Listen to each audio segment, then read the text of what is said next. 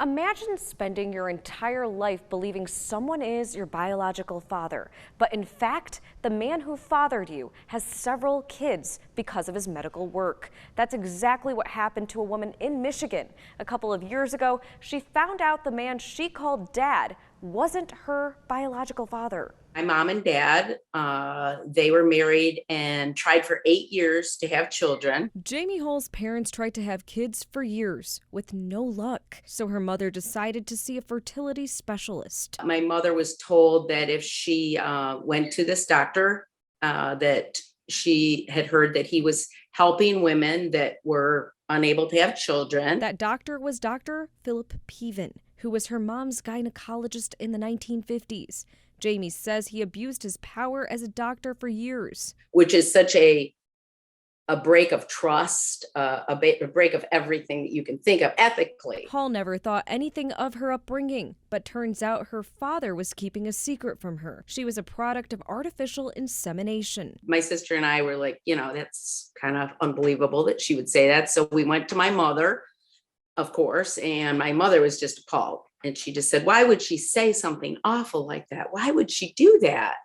And I'm like, I don't know. Is it true? And she's like, of course not. Hall needed answers and opted for a paternity test. And they both came back 100% that he wasn't our biological father. Then she went back to her mom for more answers. She said, okay, well, I went to this doctor, and this doctor told me that, your dad had slow swimmers and that there's a procedure that could help. And this procedure involved, she said, with maybe donating a sperm from somebody, and that if they did those together, that it could help your dad. The procedure worked, and Hall's mom got pregnant. I look up this doctor that was helping my mother, supposedly.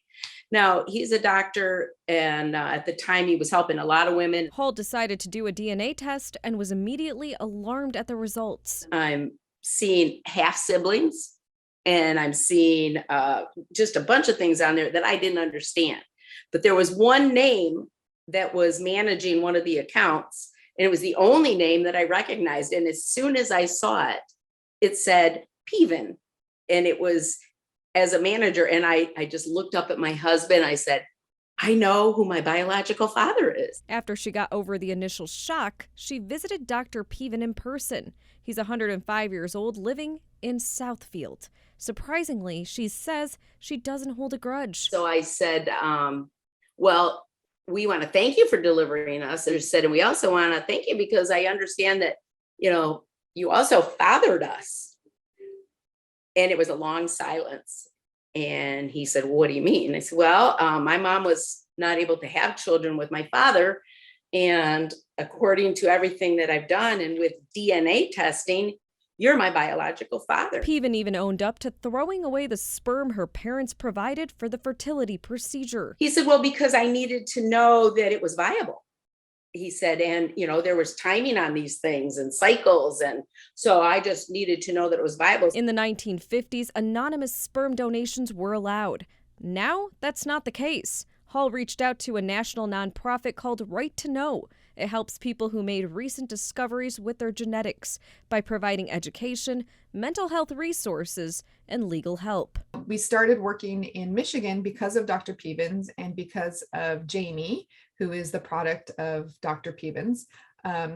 We worked with her to go ahead and her representative, Representative Roth, to propose legislation to make broad-based fertility fraud a crime. There's no crime broken when a man, without permission of his patient, a doctor, uses his own sperm and inserts it into his patient and creates a child from that. Kara Rubenstein-Dyerin is the co-founder of Right to Know. She helped write a few bills which are still being reviewed. What they said is, number one, to include broad-based fraud. The second important aspect is to make sure that there's a sufficient statute of limitations. For Hall, this entire journey has been a roller coaster. I've always been raised that, who you are is not necessarily determined by your DNA, the person you are, the way you treat other people.